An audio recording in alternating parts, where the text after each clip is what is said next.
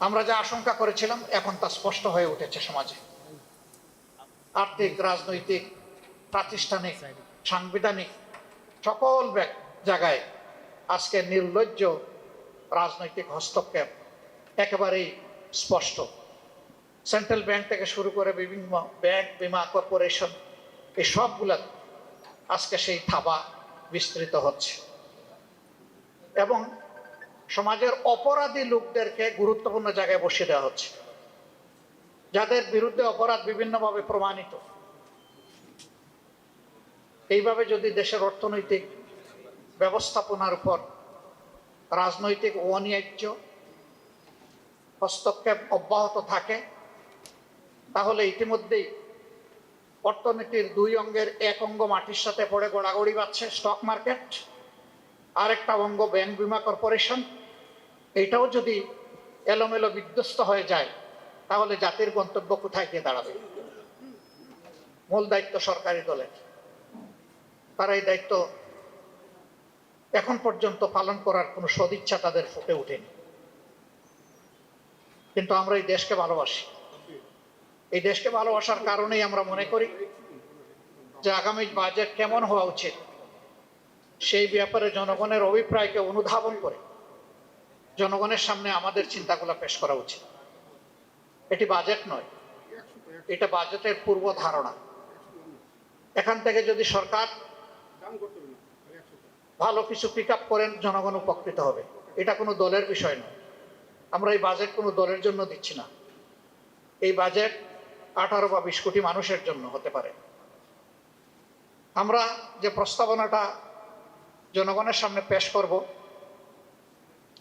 এটা শর্ত আছে।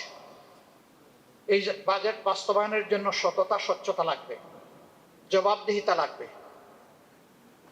সততা, স্বচ্ছতা, জবাবদিহিতা যদি নিশ্চিত করা যায়, আমরা মনে করি যে বাজেট প্রস্তাবনা আমরা করব সেটা অবশ্যই অর্জনযোগ্য, এটা অর্জন করা সম্ভব। কিন্তু যদি সততা, স্বচ্ছতা এবং অ্যাকাউন্টেবিলিটি না থাকে, তাহলে যে বাজেট সরকারই দেব ওই বাজেট কার্যকর হবে না। আরো কিছু বিষয় আমাদের প্রস্তাবনায় থাকবে, সেটা এখানে এবং সংসদে। আমাদের ফিসকাল ইয়ার হচ্ছে জুলাই টু জুন। জুন মাস বর্ষা, খরা, দুর্যোগ, সাইক্লোন এগুলাতে সাধারণত আমাদের দেশ আক্রান্ত হয়। আমরা লক্ষ্য করি এডিপির একটা বিশাল অংশ শেষের 2 মাসে তাড়াহুড়া করে বাস্তবায়নের চেষ্টা করা হয়। এটি বাস্তবায়ন নয়, এটি হচ্ছে গণলুটপাট।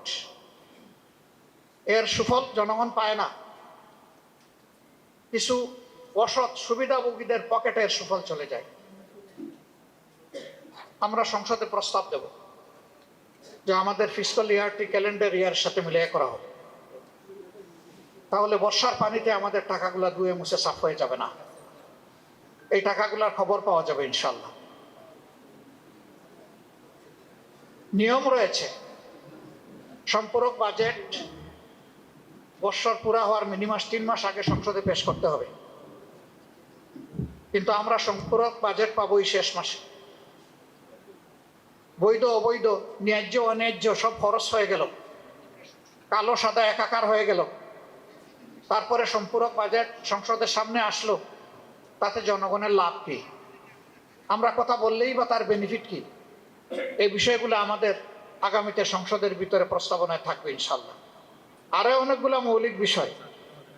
আমাদের ট্যাক্সেশন কালেকশনের যে পদ্ধতি রয়েছে, এটা দারুণ ত্রুটিপূর্ণ। যারা ট্যাক্স দেন তারা 3টা ট্যাক্স দেন। একটা ট্যাক্স ট্রেজারিতে জমা হয়, একটা কিছু ব্যক্তির পকেটে যায় যারা ট্যাক্স কালেকশন করেন, আমি সবার কথা বলছি না, কিন্তু অনেকেই। আরেকটা চাঁদাবাজদের পকেটে যায়, ব্যবসায়ীরা অতিষ্ঠ, যার কারণে ট্রেজারির ট্যাক্সটা তার টার্নওভার ভলিউমের দিক থেকে ছোট হয়ে আসে।